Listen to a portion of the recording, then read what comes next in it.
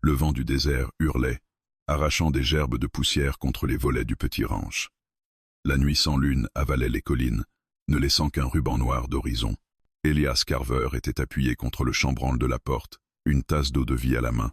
Il écoutait ce silence particulier, lourd, qui n'annonce jamais rien de bon. Depuis des années, il vivait seul ici, loin des villes, loin des hommes. La maison de bois fatiguée, quelques enclos, un puits, c'était tout. La solitude lui servait de refuge et de punition. Il allait refermer la porte quand un son étranglé fendit le vent. Un choc sourd, comme un corps qui s'écroule, puis un gémissement étouffé. Elias se figea. Il posa la tasse, attrapa le fusil appuyé contre le mur et fit quelques pas dehors.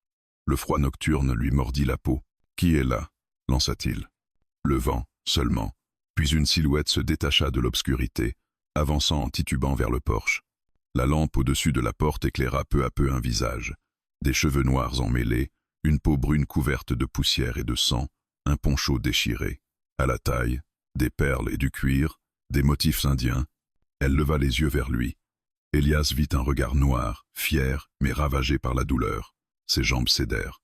Elle s'effondra au seuil, comme si son corps n'avait tenu que pour atteindre ce rectangle de lumière. Ponsang, il se précipita, gardant pourtant le fusil d'une main. Il posa 2 doigts sur sa gorge. Le pouls battait, rapide et faible. Sur son flanc, le tissu était imbibé de rouge. Elle essaya de parler dans sa langue, un flot de syllabes qu'il ne comprit pas.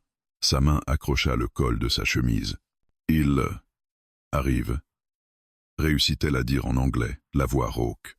Elias se pencha davantage. Kitcha, ses lèvres tremblèrent. 10 hommes, pour moi. Le vieux soldat en lui se réveilla d'un coup. Il n'était plus seulement un rancher fatigué, mais l'homme qui savait compter les ennemis, la distance, le temps. 10, la nuit. Une femme déjà blessée. Il la souleva avec précaution, la portant comme on porte quelqu'un qu'on ne peut pas abandonner. Elle était légère, mais il sentait la chaleur de son sang contre sa chemise.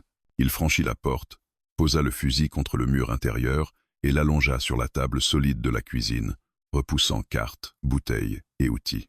La lampe à pétrole jetait une lumière jaune sur son visage. Elle respirait vite. « Comment tu t'appelles » demanda-t-il en ouvrant le poncho avec précaution. « Tala Blackbird » souffla-t-elle. La balle avait traversé le flanc. Mauvais, mais pas fatal si on agissait vite. Elias attrapa une bouteille d'alcool, en versa sur la plaie. Tala se cambra, un cri étranglé lui échappa, mais elle ne détourna pas les yeux. « Tu ne vas pas mourir ce soir » dit-il d'un ton ferme. Ses mains retrouvèrent naturellement les gestes appris sur d'autres champs de bataille. Il nettoya, posa un linge, serra un bandage. « Pourquoi 10 hommes pour une seule femme » demanda-t-il. Elle mit du temps à répondre. « Parce qu'ils ont peur, de moi, de ce que je porte » murmura-t-elle. Ses doigts montèrent jusqu'à son cou, cherchant un pendentif absent. Avant qu'il puisse en demander plus, un reflet accrocha le coin de son regard. Elias se tourna vers la fenêtre. Là-bas, derrière la ligne sombre des collines, une lumière rouge venait de naître, puis une autre. Puis encore une. Pas des étoiles, des torches ou des lanternes en mouvement. Un juron lui échappa. Il traversa la pièce, éteignit d'un geste la lampe. La maison plongea dans une pénombre bleutée, éclairée seulement par la nuit qui filtrait au bord des volets. « Ils m'ont suivi » dit Tala. « Ils ne s'arrêteront pas. Ça, on va voir » répondit-il. Il prit son fusil, ouvrit la porte juste assez pour passer l'œil. Les points de lumière se rapprochaient, alignés comme un collier de braise. 10, si ses yeux ne le trompaient pas. 10 hommes à cheval, armés. Il aurait pu refermer la porte et faire comme s'il n'avait rien vu. Mais l'image de Tala s'effondrant sur son seuil lui brûlait encore la rétine. Il referma la porte avec calme. Tala le regardait, haletante. « Tu peux partir » murmura-t-elle. « Si tu pars maintenant, tu as une chance. Ils veulent mon sang, pas le tien. » Elias posa le fusil sur la table, ouvrit une boîte de métal cabossé et en sortit des cartouches. « J'ai assez fui » répondit-il. Il chargea le fusil. Le clic sec résonna comme un serment. Un léger sourire, fatigué, passa sur ses lèvres. « Dix Homicide » elle hocha la tête. Des chasseurs de primes, des anciens soldats, des chiens sans maître. Ils n'abandonnent jamais. Alors, il va falloir leur apprendre. Il abaissa les volets, laissant juste une fente pour surveiller dehors. Puis il alla vers l'armoire, en sortit un vieux revolver et un fusil à canoncier, qu'il posa près de la main de Tala. « Tu peux encore te servir de ça? Elle inspira douloureusement, mais une lueur dure venait de revenir dans ses yeux. Je peux toujours me battre, dit-elle, tant que je respire. Bien. Tant que tu es sous mon toit, personne ne posera un doigt sur toi. Il se posta devant la porte, le fusil serré. Par la fente, on distinguait maintenant le martèlement des sabots, le cliquetis du métal, quelques rires grossiers portés par le vent. La nuit semblait retenir son souffle. Elias respira profondément. Une femme apache blessée dans sa cuisine, 10 bandits en approche, et lui entre les deux. Tout son passé le conduisait à ce moment. Il cala la crosse contre son épaule, sentit le bois familier contre sa joue, et murmura d'une voix basse, mais solide. « Pas ce soir. » Puis, un peu plus fort, comme pour parler à la nuit entière. « Vous entendez? Pas. Ce soir. » La nuit était devenue un mur de ténèbres compactes autour du ranch, seulement troué par les pas des chevaux qui approchaient. À l'intérieur, la maison respirait une tension étrange, presque sacrée. Elias surveillait toujours par la petite fente entre les volets. Tala, couché sur la table, reprenait doucement ses forces. Pourtant ses yeux demeuraient ouverts, vigilants, observant chacun de ses gestes comme si elle mesurait à quel point elle pouvait lui faire confiance. Elias, sans se tourner, demanda « Ils t'ont suivi depuis longtemps ?» La femme apache prit une lente inspiration avant de répondre. « 2 jours. 2 jours sans eau, sans repos. J'ai couru, j'ai rampé, j'ai tout laissé derrière moi. Mais ils ne lâchent jamais une piste. Pas ces hommes-là. » Elias se redressa, posa le fusil contre le mur, puis revint près d'elle. Le bandage qu'il avait posé tenait, mais la peau autour demeurait fragile, marquée par une tension douloureuse. « Si tu veux que je te protège, dit-il, j'ai besoin de comprendre ce qu'ils veulent. » Tala hésita. Un long silence s'installa. On entendait dehors les voix des bandits échanger quelques mots indistincts. Une odeur de fumée venait avec le vent. Peut être leur torche. Finalement, Tala tourna la tête vers lui. « Ils ne veulent pas seulement ma mort. Ils veulent ce que je portais. » Elle glissa sa main vers son cou, touchant un vide invisible, comme si le pendentif arraché y laissait encore une brûlure. « Le chef, il m'a pris ça il y a 5 nuits. C'était un symbole sacré, transmis par ma mère. Un signe de paix de notre peuple, ou de guerre, quand il est profané. Ils croient que ça vaut de l'or. Ils ont tort. » Elias croisa les bras, intrigué. Pourquoi 10 hommes pour un pendentif? Parce que ce pendentif appartenait autrefois à un colon blanc, un général déchu. Il l'a perdu lors d'une bataille contre mon père.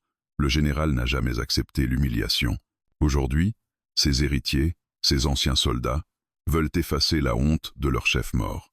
Ils pensent que reprendre ce pendentif, tuer la fille du guerrier Apache qui l'a vaincu, redonnera de la valeur à leur nom. Elle ferma les yeux. Ils veulent restaurer leur honneur, en détruisant le mien. Elias resta immobile quelques secondes.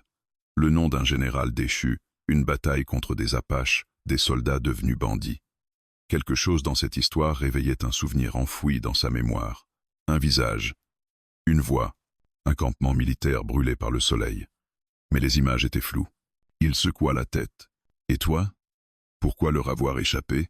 Tala roula légèrement sur le côté, malgré la douleur. « Parce que je refuse de mourir pour leur vanité.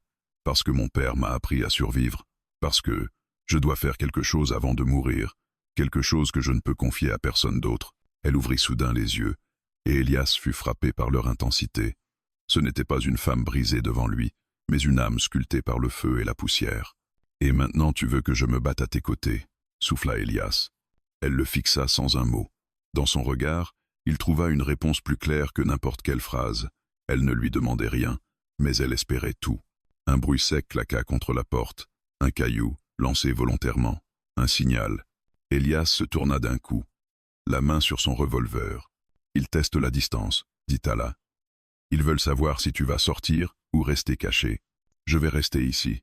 Ce n'est pas leur terrain, c'est le mien. » Elle eut un petit sourire faible, presque moqueur. « Tu parles comme un Apache. Peut être que je devrais apprendre de toi. » Elle voulut rire, mais la douleur la coupa. Elias l'aida à se redresser légèrement. Il sentit son corps frémir, mais elle le repoussa doucement. « Je ne veux pas être une charge, dit-elle. Je peux tenir une arme, pas tant que ce bandage n'a pas pris. J'ai vu des hommes mourir pour avoir bougé trop vite. » Elle soupira, exaspérée par sa propre faiblesse. « Mon peuple ne s'arrête pas pour une balle. Ça tombe bien, moi non plus. Mais je sais compter. Tu as perdu beaucoup de sang. Tu tiens par miracle ou par volonté. peut être par les deux. Tala baissa un instant les yeux.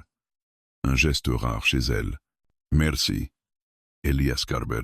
Il haussa un sourcil. Comment tu connais mon nom? Elle remit une mèche de cheveux derrière son oreille. Geste presque doux, presque intime, malgré le contexte. Les Apaches parlent des hommes qui ont traversé leur terre sans attaquer, sans voler, sans tuer. Les histoires vont loin quand elles sont vraies. Elias resta interdit. Depuis quand son nom voyageait jusqu'aux tribus, il ne savait pas s'il devait en être fier ou inquiet. Dehors, un cheval hennit. Des voix se rapprochaient. L'une était rauque, autoritaire, portée par une arrogance sans limite. « Tala Blackbird !» cria un homme. « Nous savons que tu es là, et nous savons que le couard qui t'abrite nous écoute. » Elias s'approcha de la fenêtre, mais ne répondit pas. Le bandit reprit. « Rends-la nous, et nous brûlerons seulement ta maison. Résiste, et nous te brûlerons vivant. » Tala serra les poings. C'est l'un d'eux, le plus jeune. Une langue de serpent, mais pas de courage. Si tu sors, il sera le premier à fuir. Je ne sors nulle part, dit Elias. Pas avant d'y être forcé. Il s'approcha d'elle, plus sérieux encore. Ils vont attaquer. Peut être dans un instant. Peut être à l'aube. J'ai besoin de savoir. Est-ce qu'il y a autre chose que tu n'as pas dit? Quelque chose qui pourrait nous servir ou nous condamner? Tala hésita, puis posa sa main sur son flanc, juste au-dessus du bandage, comme si là se trouvait la clé d'un secret plus vaste. Oui, il y a quelque chose. Mais je ne peux pas te le dire maintenant. Pas tant que je ne suis pas certaine que tu survivras à cette nuit. Elias éclata d'un rire bref. C'est toi qu'ils veulent, pas moi. Non, Elias. À partir du moment où tu as dit « pas ce soir », ils te veulent aussi. Il resta figé. Elle est Ayota. Tu as pris ma guerre sur tes épaules. Maintenant, elle est la tienne. À cet instant, le premier coup frappa la porte. Un choc violent, puis un second, puis un rire cruel. Elias ramassa son fusil. Très bien, alors on va leur montrer de quel côté se tient la nuit. Tala leva les yeux vers lui, une lueur brûlante dans le regard. Et de quel côté se tient l'honneur? La porte trembla une nouvelle fois. La bataille commençait. La porte vibrait comme une peau de tambour sous les coups répétés. Elias se plaça de côté, fusil armé, dos contre le mur, prêt à tirer dès qu'elle céderait. Tala, toujours allongé mais déterminé, se redressa juste assez pour saisir le fusil à canoncier qu'il avait posé près d'elle. La douleur la transperça, mais elle serra les dents. « Ne gaspille pas tes forces », dit Elias sans détourner le regard de la porte. « Je n'en aurai pas besoin si tu rates ton premier tir », répliqua-t-elle. Un éclat de sourire traversa brièvement le visage du cow-boy. Puis tout se tut. Plus de coups, plus de voix. Rien que le souffle du désert, lourd et menaçant. Elias resserra sa prise sur le fusil. « Il recule », murmura-t-il. « Ce n'est pas bon signe », répondit Tala. « Ils cherchent une faiblesse. » Elle avait raison. Une seconde plus tard, une fenêtre explosa à l'arrière de la maison. Le verre vola en éclats. Une silhouette bondit dans l'ombre. Elias pivota, tira sans réfléchir. Le coup illumina la pièce d'un flash jaune. La silhouette tomba lourdement au sol, son revolver glissant hors de sa main. « Un » dit Elias d'une voix basse et froide, mais il n'eut pas le temps d'en compter un second. Deux autres bandits surgirent par la droite, brisant les volets avec la crosse de leurs armes. Tala, malgré sa blessure, leva son fusicier et tira dans leur direction. La détonation était sourde mais efficace. L'un fut projeté vers l'arrière, hurlant, l'épaule déchirée. Le second se rua dans la pièce, couteau en main. Elias l'intercepta avant qu'il n'atteigne Tala. Le combat fut bref et brutal. Le bandit planta la lame dans le mur, manquant le visage d'Elias d'un souffle. Elias le frappa avec la crosse de son fusil, puis le repoussa d'un coup d'épaule avant de l'achever d'un tir dans le torse. Le silence retomba quelques secondes, juste assez longtemps pour entendre le bois de la porte avant exploser sous une botte. Les torches éclairèrent l'entrée. Trois bandits apparurent, armés de fusils courts, silhouettes massives dans la lumière tremblante. « Rendez-nous la fille !» cria l'un. « On ne veut pas mourir pour rien. Vous êtes venus au mauvais endroit pour parler de mort, » répondit Elias. Il tira, abattant le premier d'une balle en plein front. Tala leva à nouveau son fusil, tira une fois, touchant le deuxième au bras. Le troisième tira une rafale en direction de la table, les balles arrachant des éclats de bois autour d'elle. Tala roula sur le sol malgré la douleur, échappant de justesse au second tir. Elias bondit sur le côté, rechargea en vitesse et tira à travers la fumée. La balle frappa le dernier intrus dans la gorge. Il s'effondra, ses doigts se refermant sur rien. « Tout passe bien ?» demanda Elias. « Haletant. » Tala tenta de se redresser. Du sang perla à travers son bandage. Je tiendrai. Mais ils ne vont pas s'arrêter là. Elias le savait. Ce n'était pas un assaut improvisé. C'était un premier test. Il voulait mesurer la résistance. Des voix s'élevèrent de l'extérieur, plus proches, plus organisées. Reculez, placez les torches autour. Qu'on voit ce qui se passe dans cette foutue maison. Elias jeta un œil par la fente. Les silhouettes des bandits se déployaient autour du ranch. Ils plantaient des torches dans le sol, créant un cercle de feu autour de la propriété. La lueur orange déformait les ombres, donnant aux hommes une allure de démons dansant autour d'un sacrifice. Tala observa la scène à travers ses paupières plissées. Ils veulent nous enfermer, te couper de la nuit, te priver de l'avantage du noir. Ils sont plus organisés que ce que j'imaginais, admit Elias. Ce ne sont pas des bandits ordinaires. Ce sont des soldats déchus. Leur chef était un officier. Ils ont gardé ses méthodes. Elias sentit une pointe d'irritation, mêlée à un instinct de guerrier qu'il croyait enterré. Je détestais déjà les officiers quand j'étais soldat. Je les déteste encore plus quand ils deviennent hors la loi. Un rire profond résonna alors dans le désert. Le genre de rire qui n'a pas besoin d'être fort pour glacer le sang. Un homme s'avança dans la lumière. Grand, drapé dans un manteau de cuir sombre, silhouette droite, autoritaire. Il portait au cou un pendentif qu'Elias reconnut immédiatement. Une pièce sculptée, cerclée d'argent, décorée de symboles apaches. Tala étouffa un souffle. C'est lui, leur chef. Elias observa l'homme avec une intensité farouche. Il n'avait jamais oublié ce visage, même s'il aurait voulu. « Je le connais », murmura-t-il. Ou plutôt, « je l'ai connu ». Tala tourna vers lui un regard surpris. « Qui est-il » Elias serra les dents. Un ancien camarade. Un homme que j'aurais dû abattre il y a longtemps. Le chef leva la tête, comme s'il avait entendu la phrase à travers les murs. « Elias Carver » cria-t-il d'une voix forte. Je me demandais si c'était toi. Toujours prêt à tirer pour une cause perdue, Elias serra les dents. Tala demanda. « Comment s'appelle-t-il » Burke. Capitaine Burke. Avant. Et chef de Chaonias, maintenant. Dehors, Burke éclata de rire. Nous avons l'Apache, nous avons son héritage. Maintenant, nous voulons sa mort. Et la tienne si tu t'obstines à jouer au héros. Tala, les yeux brûlants, murmura. Ce pendentif, il ne le comprend pas. Il ne sait pas ce qu'il porte. S'il le profane, alors, mais elle ne finit pas sa phrase. Sa voix se brisa dans un mélange de colère et de douleur. Elias posa une main sur son épaule. Il ne te touchera pas, ni toi, ni ce qui appartient à ton peuple. Un silence lourd tomba, comme si le désert lui-même attendait la suite. Burke continua. Nous allons faire simple, Elias. Sors la fille. Pose-la devant la porte. Et nous partirons sans brûler ta maison. Tu as ma parole. Elias éclata d'un rire sec. Ta parole? Je préfère serrer la main d'un serpent à sonnette. C'est plus honnête. Un murmure parcourut les bandits. Burke répondit. Glacé. Très bien. Alors brûlez-le. Des torches furent lancées contre les murs extérieurs. Le bois sec commença à s'embraser par endroits. Elias se rua vers un seau et aspira l'air brûlant. Ils veulent nous étouffer, dit Tala. Ils ne réussiront pas. Elle le fixa intensément. Pourquoi fais-tu ça, Elias? Pourquoi risquer ta vie pour moi? Il passa la main sur son fusil, puis sur le revolver qu'il rechargeait encore. Parce que quelqu'un aurait dû m'aider, autrefois, une nuit comme celle-ci. Et personne n'est venu. Alors je refuse de laisser l'histoire se répéter. Un grondement monta dans la gorge de Tala. Pas son cri, pas une plainte. Un son de guerre, ancestral, venu de loin. Le feu gagnait les murs. Les bandits avançaient à nouveau. Elias prit une longue inspiration. Alors, on recommence. Et le premier assaut véritable commença. La fumée s'élevait déjà dans l'air nocturne, traçant des serpentins noirs autour du toit du ranch. Les flammes n'avaient pas encore dévoré la maison, mais elles la cernaient comme un cercle de prédateurs. Elias étouffa un tison incandescent avec une couverture humide, puis se tourna vers Tala. La lueur du feu sculptait son visage d'ombre profonde, rendant sa détermination encore plus aiguisée. « Nous ne pourrons pas éteindre tout ça, dit-il. Pas si eux continuent à jeter des torches. Tala serre les dents.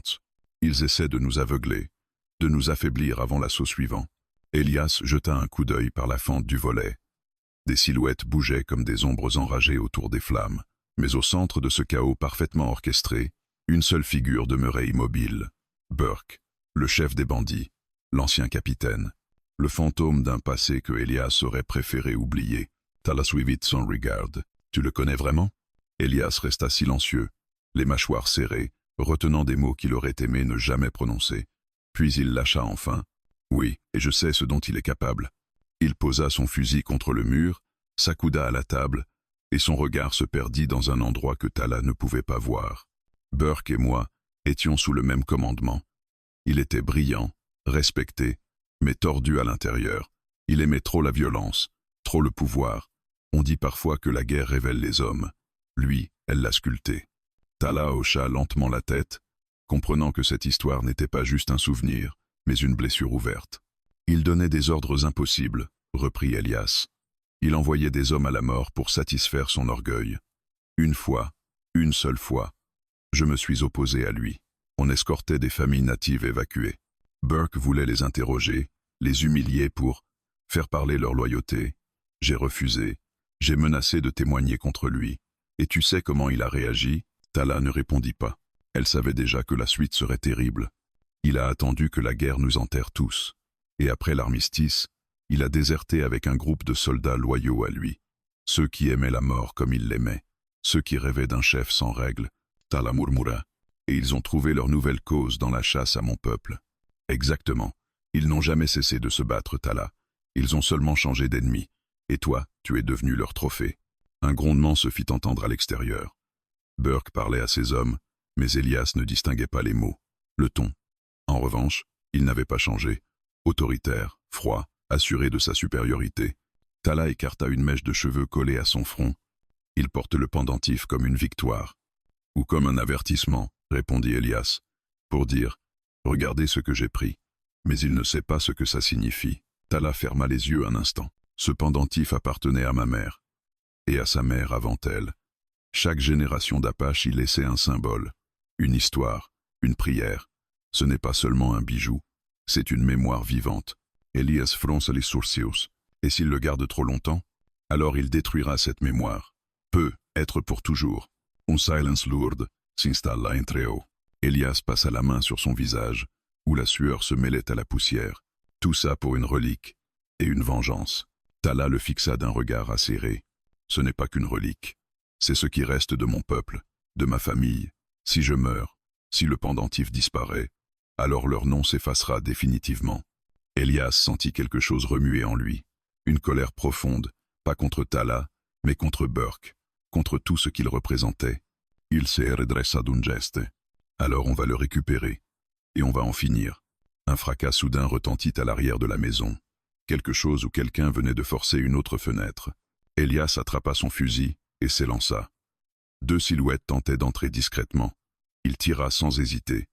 Le premier bandit s'effondra, l'autre recula, blessé, avant de disparaître dans la nuit. Ils testent toutes les entrées, dit Elias. Ils cherchent un angle que je ne surveille pas. Ils augmentent la pression. Burke veut t'épuiser. Bonne chance pour ça, grogna Elias.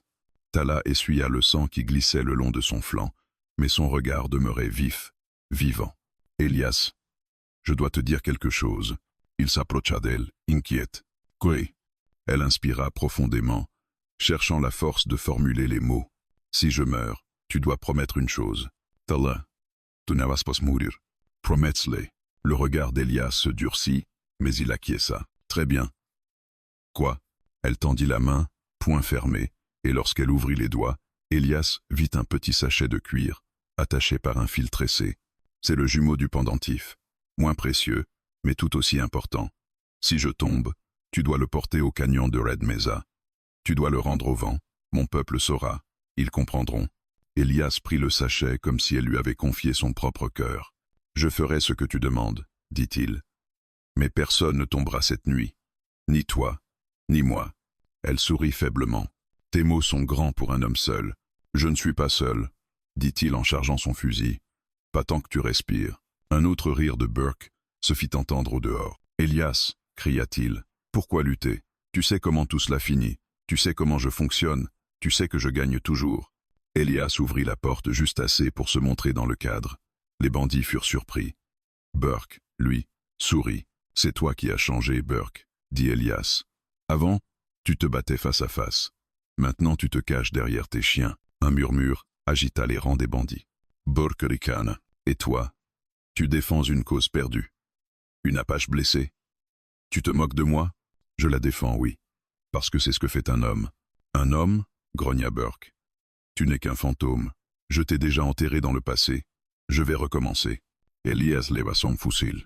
Alors viens. Finis en toi-même. Burke leva la main, stoppant brusquement ses hommes. Son sourire se crispa. Pas encore. Pas avant que tu n'aies tout perdu. Puis il fit signe. Les torches furent lancées contre d'autres murs. Le feu gagna en intensité, encerclant le range presque entièrement. Tala murmura. Il veut te briser avant de t'abattre. Elias referma la porte et s'appuya contre le bois brûlant. Il a essayé autrefois. Il a échoué. Il échoua encore. Les flammes dansaient dehors comme milieu de prédateurs. Et tandis que la fumée s'épaississait, Elias sentit le poids du passé se mêler à la bataille à venir. Les ombres du passé n'étaient pas là pour être racontées. Elles étaient venues pour être réglées. Le feu entourait la maison comme une couronne infernale. Le bois craquait, les flammes mordaient les bords du ranch, et la fumée s'étirait en longs serpents noirs dans le ciel nocturne. Elias posa une couverture humide contre la fenêtre où les flammes tentaient de s'infiltrer, puis revint vers Tala. Son souffle était plus lourd, mais ses yeux brillaient d'une lucidité presque féroce. « Ils ne vont pas cesser, dit-elle. Pas tant que leur chef croira que tu es faible, pas tant qu'ils penseront que je suis à l'agonie. Et ils se trompent sur les deux, répondit Elias. Il déposa un seau d'eau près d'elle, en cas d'incendie trop proche, puis rechargea à nouveau son fusil. Ses gestes étaient ceux d'un homme qui s'était entraîné toute sa vie à survivre. Mais ce soir-là, il n'agissait pas seulement pour lui. Le désert semblait l'avoir choisi pour protéger quelque chose de bien plus grand que son propre souffle. Tala l'observait avec une intensité silencieuse. « Tout changes », murmura-t-elle. Elias haussa un sourcil, sans se retourner. « Comment ça, je change? Au début, tu voulais juste survivre. Maintenant, tu veux gagner. » Elias resta immobile. Elle avait raison. Il le sentait. Ce n'était plus une question de tenir jusqu'à l'aube.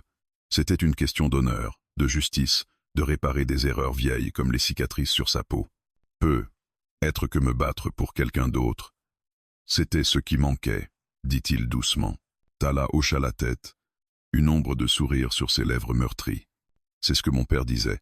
Un homme seul peut survivre, mais un homme qui protège peut devenir invincible. Avant que Elias ne réponde, une balle traversa l'un des volets, sifflant dans l'air avant d'aller se ficher dans le mur.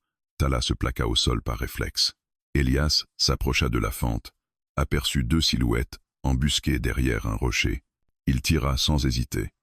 La première silhouette tomba, la seconde prit la fuite. « C'est comme ça toute la nuit ?» demanda Tala. « Depuis que la guerre existe, » répondit Elias. « Les lâches tirent de loin, les courageux attendent le bon moment. » Il referma le volet et inspira profondément. « Tala, si nous voulons sortir de cette nuit vivants, il faut qu'on se batte autrement. La maison ne tiendra pas éternellement. Si les flammes gagnent les poutres principales, tout s'effondrera. » Elle se redressa légèrement malgré la douleur. « Alors il faut frapper avant eux. »« Exactement, » dit Elias. « Je ne veux pas être assiégé. Je préfère choisir où me battre. » Un silence tomba entre eux. Elias sentait que le moment était venu d'entendre la vérité. « Tala, j'ai besoin de savoir ce que tu prépares. Tu n'as pas fui ces hommes seulement pour survivre. Tu fuis pour accomplir quelque chose, et ça peut changer la bataille. » Elle détourna le regard vers l'obscurité au-delà des murs en flammes. « Mon peuple n'est plus nombreux, Elias. Beaucoup sont morts, beaucoup ont disparu. Mais il reste un espoir, un lieu, une promesse sacrée. Je devais rejoindre 3 anciens près de Red Mesa. Ils m'attendaient pour accomplir un rite qui aurait permis de préserver notre savoir avant qu'il ne se perde. Le pendentif en était la clé. Sans lui, tout est interrompu. » Elias comprit. C'était bien plus qu'un bijou. C'était la mémoire du monde de Tala. « Tu devais porter l'héritage de ton peuple, dit-il. »« Oui. Et maintenant, c'est entre les mains d'un homme qui rêve seulement de puissance. » Elias soupira, mais la détermination dans son regard se renforça. « Alors on va le lui reprendre, et on va te remettre sur ton chemin. » Tala le regarda, déstabilisé par cette assurance. « Pourquoi? Pourquoi prendre ma guerre? Pourquoi me choisir, moi ?» Elias ouvrit la bouche, mais les mots lui manquèrent. Il n'avait pas réfléchi à la question jusqu'à maintenant. Il savait seulement que, depuis qu'elle était tombée sur son seuil, quelque chose en lui avait changé. Un poids ancien avait bougé. Un passé rongé par la culpabilité s'était redressé. « Parce que je ne veux plus vivre comme un lâche, dit-il enfin. Parce que j'ai laissé trop de choses derrière moi. Ce soir, J'ai une chance de faire ce qui est juste. Tala le fixa longuement. Ses yeux brillaient d'une chaleur étrange, celle qu'on accorde aux morts et aux survivants à la fois. Alors, dit-elle, que faut-il faire? Elias sourit, mais ce sourire contenait du feu. On doit affaiblir leur rang avant qu'ils ne reviennent à la charge. Et pour ça, on doit travailler ensemble. Tala inspira profondément. Je peux viser encore. Pas longtemps, mais assez pour couvrir tes mouvements. Parfait. Et moi, je vais tenter de les attirer vers le vieux puits derrière la maison. Le terrain y est traître. S'ils s'y engagent, ils perdront l'avantage. Tala acquiesça, mais ses yeux brillèrent d'une inquiétude nouvelle. Si tu sors, Burke te verra. Il te suivra personnellement. C'est ce que je veux, répondit Elias. S'il me suit, il éloigne ces hommes de toi. Et toi, tu vis. Tala serra les dents. Elias, je n'aime pas ce plan. C'est pour ça que c'est un bon plan.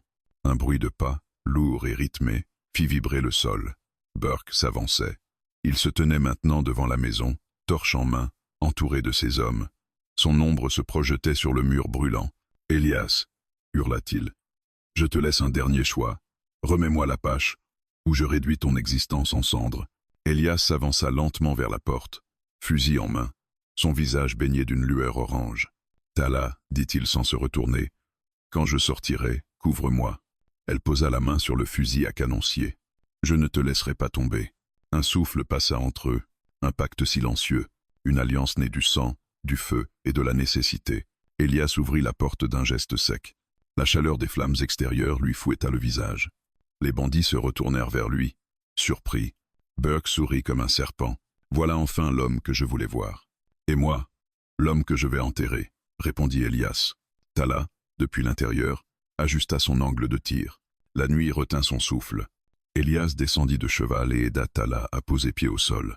Elle vacilla mais resta debout. « Écoute-moi, » dit Elias en posant les mains sur ses épaules. « À partir d'ici, tu restes caché derrière ce rocher. Peu importe ce que tu entends. Pas un bruit, pas un geste. Elias, je ne plaisante pas. Ce canyon est parfait pour un piège. Mais seulement si tu restes en vie. » Elle serra son bras, ses doigts tremblants mais fermes. « Promets-moi que tu reviendras. »« Je reviens toujours, » dit-il. Un léger sourire passa sur ses lèvres, fragile mais réel. Il se détacha d'elle et grimpa sur les rochers, allumant les petites charges de poudre qu'il avait récupérées au ranch. Le canyon allait devenir sa forteresse, son champ de bataille, son dernier rempart. Il plaça des charges dans des fissures précises, choisissant les zones où la roche était plus friable. Il savait ce qu'il faisait. Il avait appris autrefois à faire s'effondrer des structures pour bloquer des routes. La guerre ne lui avait laissé que des compétences pour détruire. Mais ce soir, elles allaient sauver une vie. Les torches des bandits se rapprochaient. « Elias !»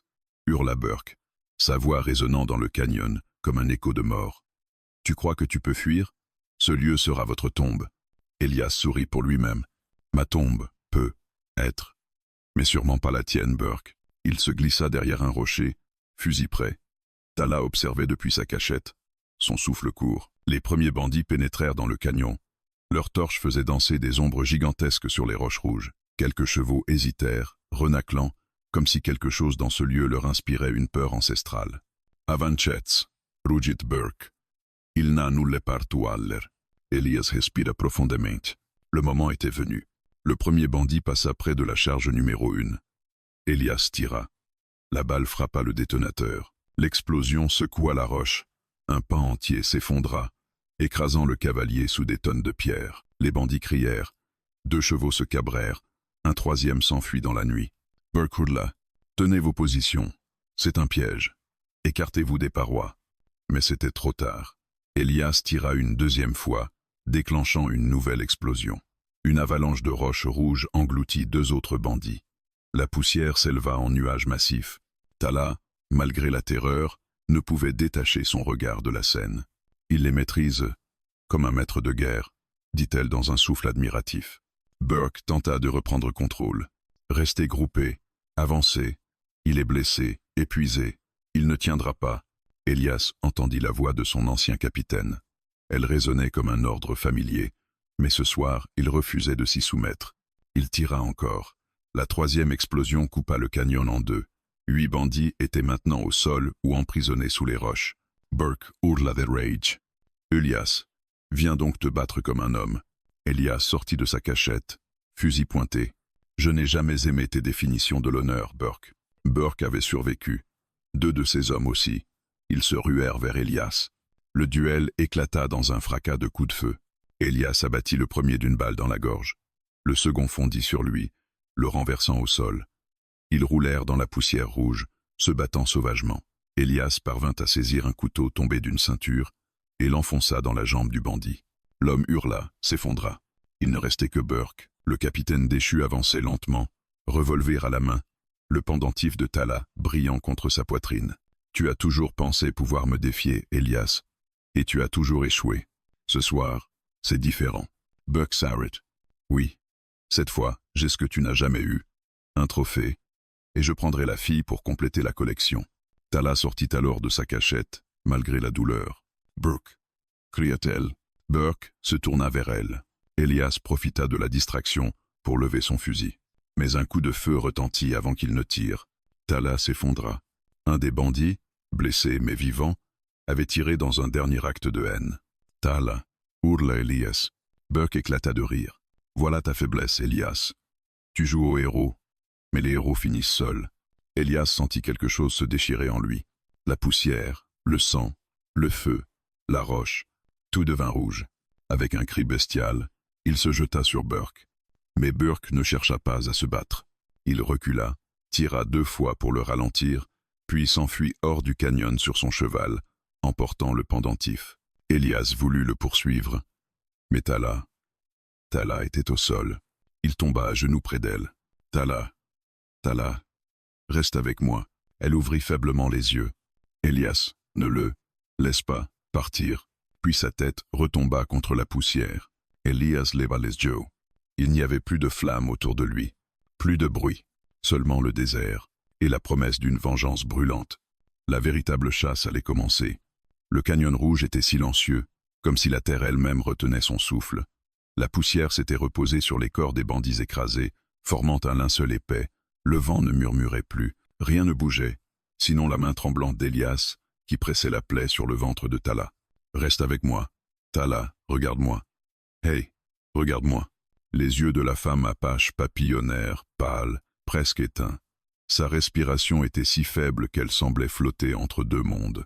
Elias sentit une panique brute l'envahir, un sentiment qu'il croyait à jamais éteint. « Tu ne vas pas mourir ici, dit-il d'une voix brisée. Pas dans la poussière, pas comme ça, pas seul. » Il déchira un morceau de sa chemise, serra le bandage autour de la plaie. Le sang continuait de couler, mais plus lentement.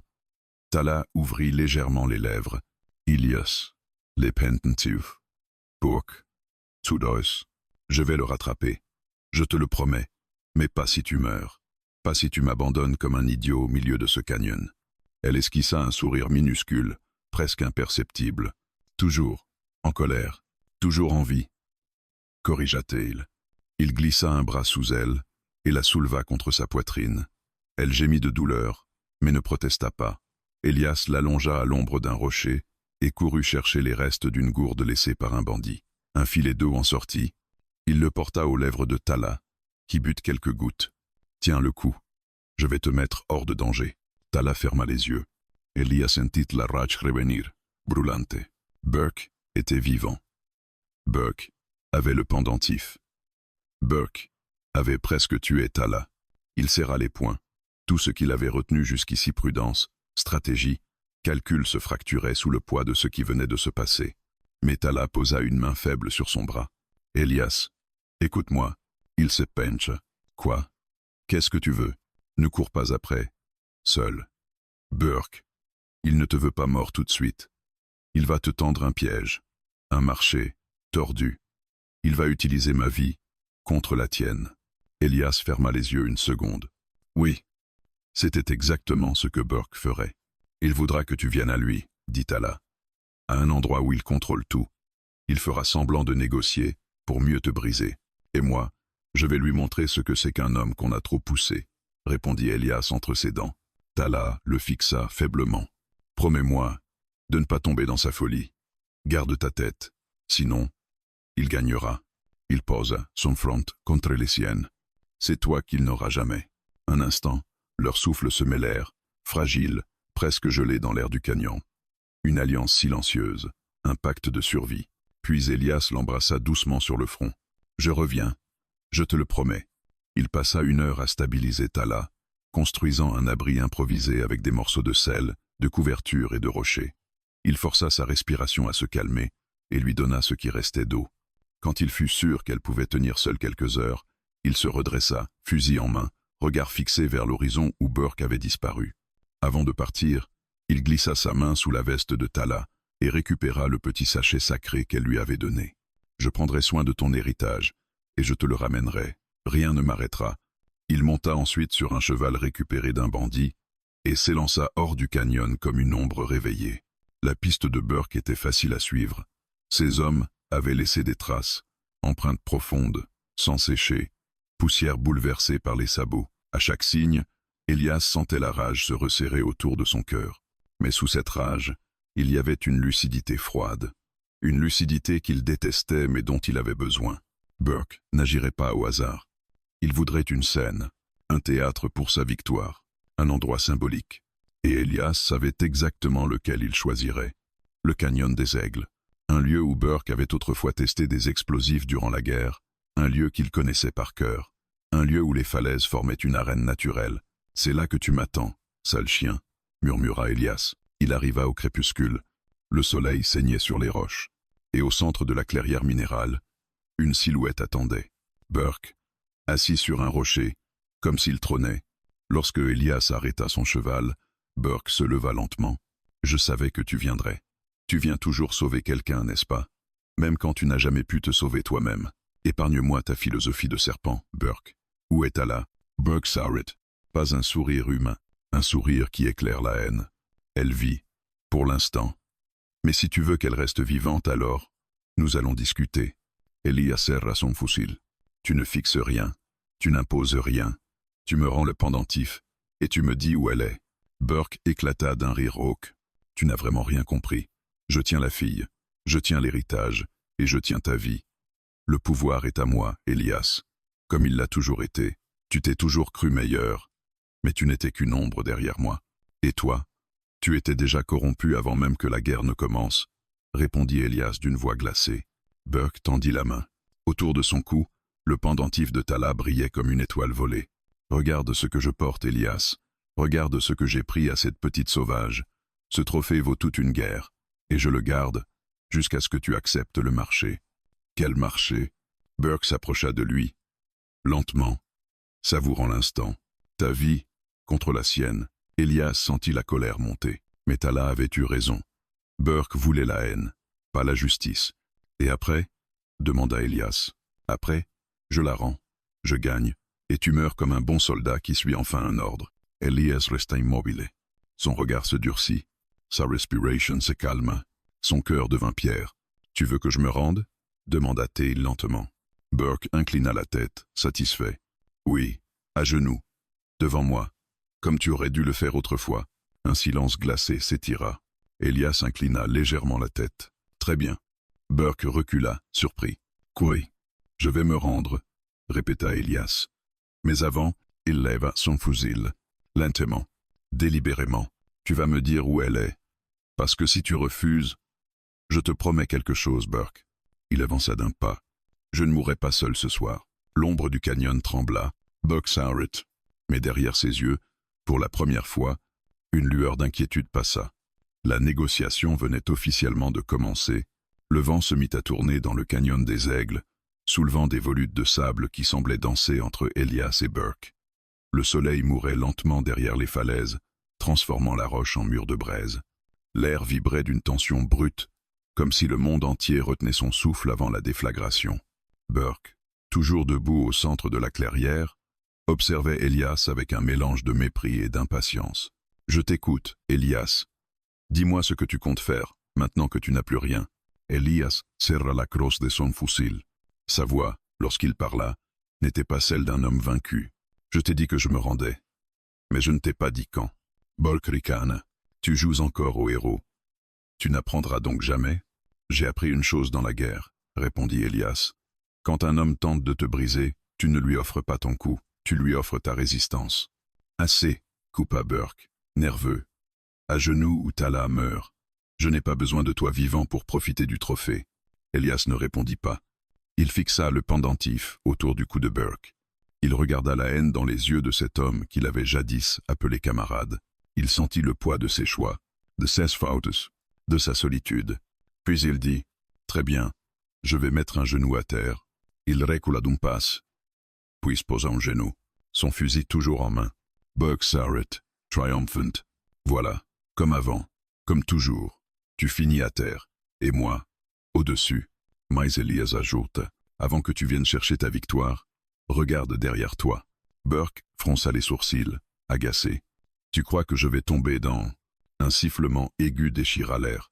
Une balle frappa le sol à ses pieds, soulevant un nuage de poussière rouge.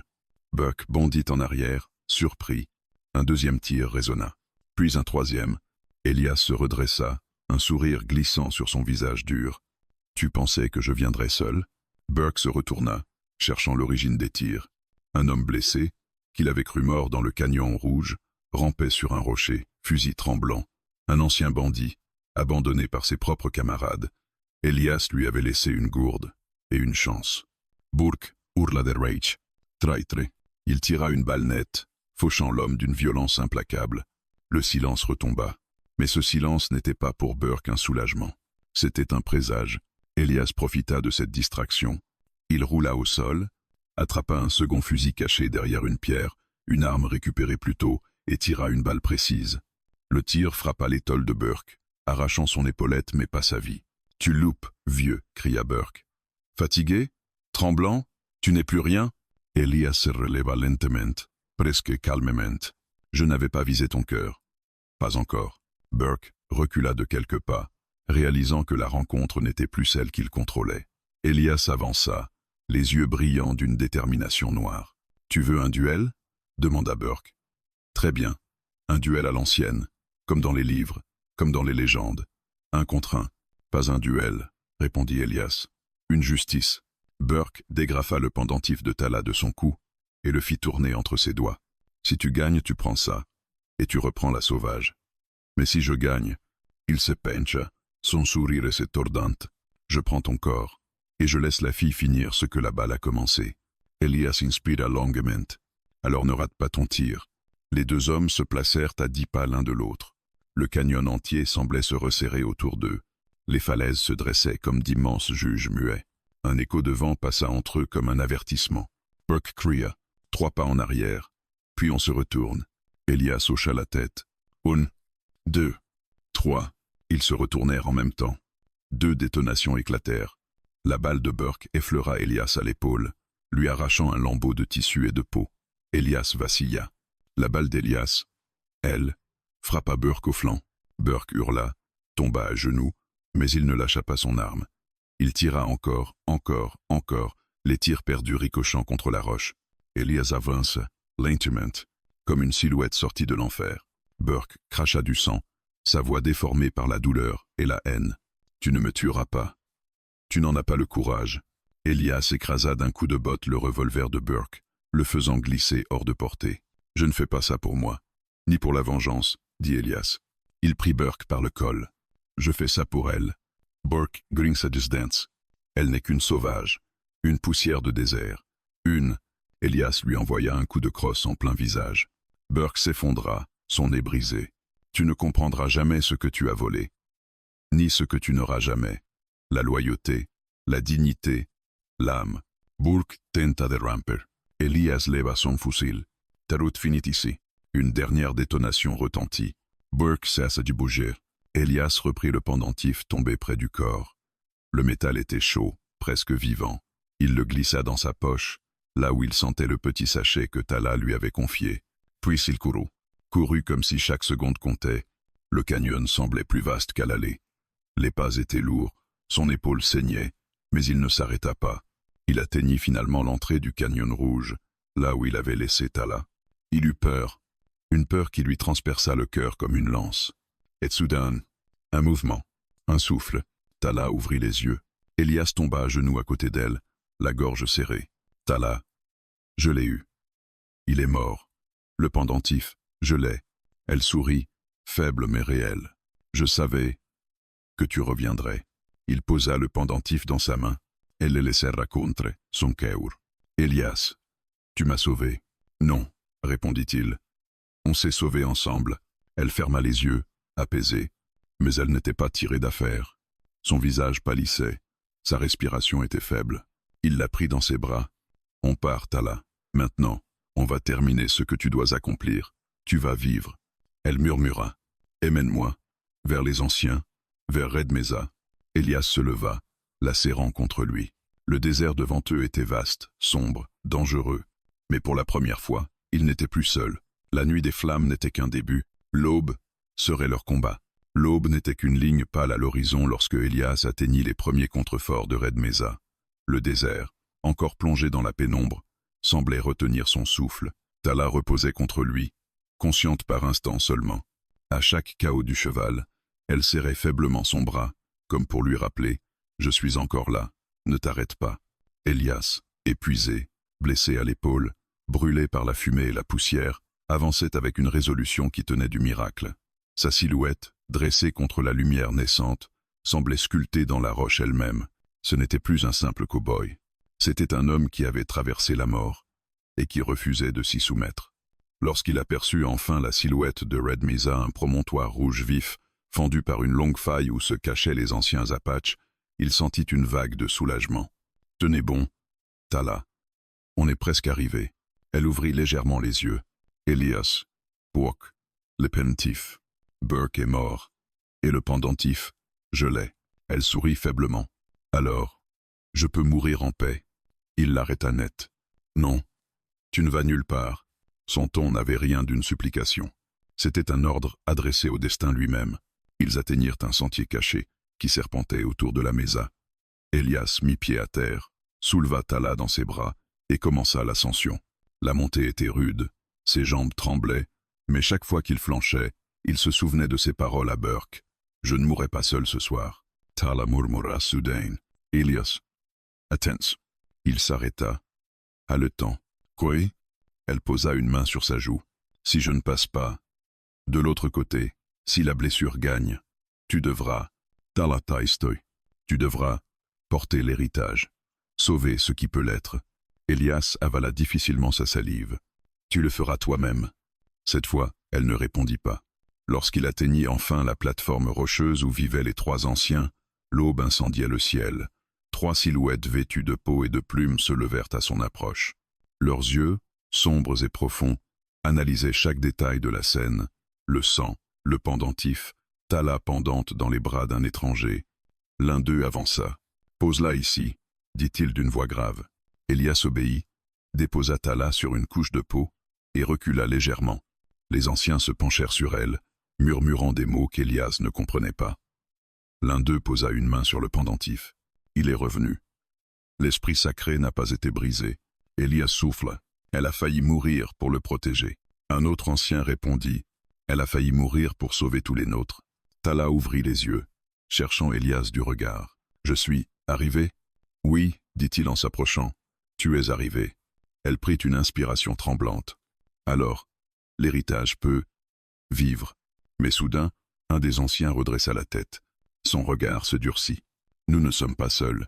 Elias porta instinctivement la main à son revolver. Il se tourna vers le sentier. Est-il vite? Un cavalier, solitaire, noir contre l'aube. Son cœur se contracta. Impossible. Le cavalier s'arrêta au bord de la mesa. Une silhouette massive, drapée dans un manteau déchiré. Un visage ravagé par la poussière, le sang et la volonté brute. Ce n'était pas Burke.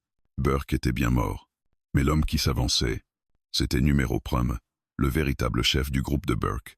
L'homme dont Burke n'était qu'un bras armé. L'homme qui avait donné l'ordre d'exterminer le clan de Tala.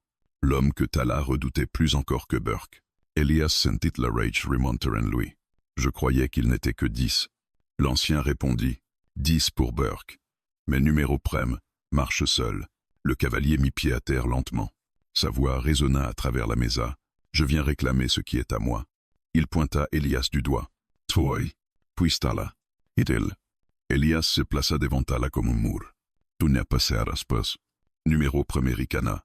Burke était un imbécile. Il a cru te briser avec des mots. Moi, je te briserai avec mes mains. Il dégaina un fusil long et avança. Les anciens reculèrent en silence. Ils n'intervenaient jamais dans le combat des vivants. Le destin se jouait entre les âmes. Elias, blessé, épuisé, sentait la mort lui souffler dans le cou. Mais il ne bougea pas. « Tu as tué mon frère », dit numéro Prem. « J'ai tué un monstre », répondit Elias. Numéro premier s'élança. Le duel fut brutal, sans règles, sans élégance. Deux forces sauvages s'affrontant sur un plateau sacré. Numéro y tira une première fois. Elias esquiva à moitié. La balle déchira son flanc. Il chancela. Numéro y arriva sur lui comme une avalanche. Il le renversa à terre, tenta de l'étrangler. Elias lutta, cherchant son couteau. Numéro y était plus fort, mais Elias était plus rapide. Il planta la lame dans l'épaule de son adversaire. Numéro y hurla, et le gifla si fort que Elias roula sur le sol. Le ciel tournoyait. La lumière explosait derrière ses paupières. Tala gémit faiblement en voyant Elias au sol. « Elias !» Numéro I se redressa, haletant. « Tu vas mourir. Comme ton ami Burke. Comme tous ceux qui s'opposent à moi. » Il leva son fusil pour l'achever. Elias, à genoux, ne voyait presque plus rien. Mais il entendit quelque chose. Un souffle. Una voice. Un murmure de Tala. « Debout !» Elias. Il planta sa main dans la terre rouge. Il se releva. Lentement, comme un revenant. Numéro y tira. Elias tourna légèrement le torse. La balle frôla sa côte. Puis Elias tira à son tour. La balle frappa numéro Previn en plein cœur. L'homme recula d'un pas, puis d'un autre. Son armée tomba. Son regard perdit toute flamme. « Je suis le premier », murmura-t-il. Et le dernier, répondit Elias. Numéro Previn s'effondra sur la roche. Elias, à bout de souffle, se laissa tomber à genoux. Les anciens observaient en silence. Le combat était terminé. Il se traîna jusqu'à Tala. Elle souriait faiblement. « Tu es prevenu. Encore. Je reviendrai toujours », dit-il en posant sa main sur la sienne. Elle regarda le pendentif. L'héritage est sain et sauf. Elias hocha la tête. « Oui, mais il manque encore une pièce. » « Laquelle ?»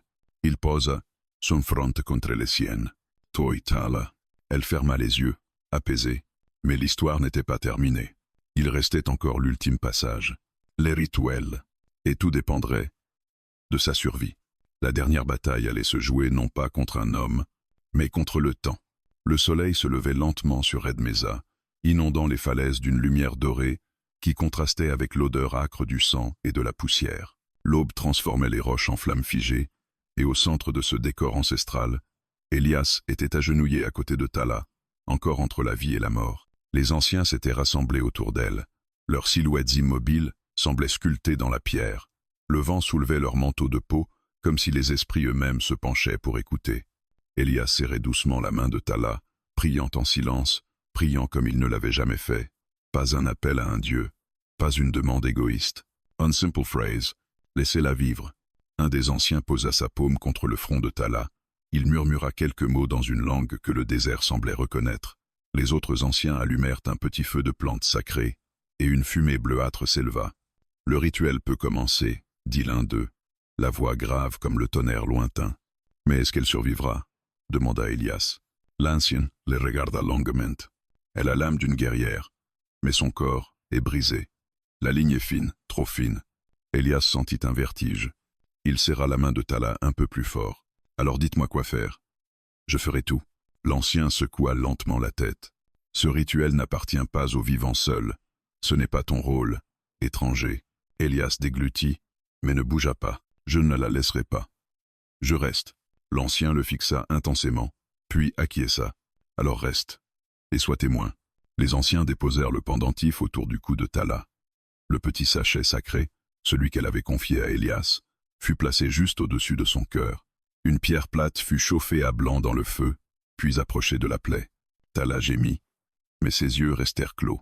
Elias voulut intervenir, mais un des anciens leva la main. Le feu purifie. La douleur réveille les esprits. Laisse-la. Elias gronda entre ses dents, mais obéit. Le rituel dura longtemps. Peut être des heures. Peut être seulement quelques minutes. Le temps perdait tout sens lorsque l'on se tenait entre la mort et l'espoir. La fumée sacrée formait des spirales au-dessus de Tala, comme des silhouettes invisibles qui descendaient vers elle. Puis, soudain, son corps se mit à trembler. « Tala !» s'écria Elias. Les anciens chantèrent plus fort. Le vent se leva, soulevant la poussière rouge autour d'eux comme un voile vivant. Elias sentit la terre vibrer sous ses genoux. Tala ouvrit brusquement les yeux. Mais ce qu'il vit alors n'était pas son regard habituel. Ses pupilles étaient dilatées. Son souffle haletait. Il y avait dans son expression quelque chose de sauvage, d'ancien, quelque chose qui dépassait Elias et tout ce qu'il comprenait. Elle parla. Mais sa voix n'était plus tout à fait la sienne. « Père, je suis là. » Elias sentit un frisson parcourir sa colonne. Les anciens se penchèrent, profondément émus. Les esprits ont répondu, dit l'un d'eux. Ce n'est plus seulement elle qui parle. Tala, ou ce qui parlait à travers elle, leva une main tremblante vers Elias. « Tu nous as ramenés, toi, étranger. Sans toi, nos voix seraient perdues. » Elias sentit ses yeux brûler. « Je n'ai fait que vous protéger, dit-il. Tu as fait plus. Tu as choisi la voie du courage, alors même que tu étais seul. » Sa main effleura la joue d'Elias. « Tu as choisi de te battre, pas pour toi, mais pour une mémoire qui n'est pas la tienne. » Puis, lentement, ses traits changèrent. Sa respiration se calma. Ses yeux reprirent leur vie, leur profondeur. Et Tala revint. Elle inspira profondément, comme quelqu'un qui sort enfin de l'eau. Elias. Il la prit dans ses bras, la soutenant avec une douceur mêlée de rage et de soulagement. « Je suis là, Tala. » Elle se laissa aller contre lui, épuisée mais vivante. « Je t'avais dit que tu reviendrais toujours. » Il sourit faiblement. « Adieu continuerai. » Les anciens approchèrent. Le rituel est accompli. Elle vivra, mais son corps aura besoin de temps. Et toi, cowboy, tu portes des blessures profondes. Elias haussa un sourcil. Je vais tenir. Non, dit l'ancien. Ton âme porte une cicatrice plus lourde que ton corps, mais elle peut guérir si tu trouves où aller. Tala posa une main sur celle d'Elias. Reste ici, murmura-t-elle. Au moins jusqu'à ce que je marche à nouveau. Elias la regarda. Dans ses yeux, il vit une invitation, pas une demande, pas un ordre. Une route possible, une route qu'il n'avait jamais envisagée. Je resterai, dit-il. Les jours qui suivirent furent silencieux, paisibles. Le désert, qui avait été un champ de bataille, devint un refuge. Elias apprit les chants du matin, Tala réapprit à se lever, à marcher. Les anciens enseignèrent à Elias des gestes simples, des prières, des histoires, mais surtout, un lien naquit entre eux, pas un lien de guerre, un lien de renaissance. Tala, une fois debout, se tint avec le soleil couchant derrière elle, le pendentif brillant autour de son cou. « Elias, dit-elle doucement. « Oui, tu peux partir, si tu veux. » Il plissa les yeux. « Tu veux que je parte ?» Elle sourit. « Je veux que tu choisisses. Avant, tu n'avais que la survie. Maintenant, tu as un chemin. » Elias marcha jusqu'à elle, posa une main sur son visage. « Tala, si je pars, ce sera pour revenir. Et si tu restes, alors ce sera pour vivre. » Elle posa sa tête contre son torse. « Reste, juste, reste. » Elias ferma les yeux. Le vent passa entre eux comme une bénédiction. Et il répondit, « Je restais. » Au loin, le désert était calme. Aucune silhouette ennemie, aucun fusil pointé, aucun cri. Seulement la poussière chaude, le soleil renaissant et une promesse partagée. Le cow-boy qui avait dit « Pas ce soir » venait de dire enfin « Pour toujours ».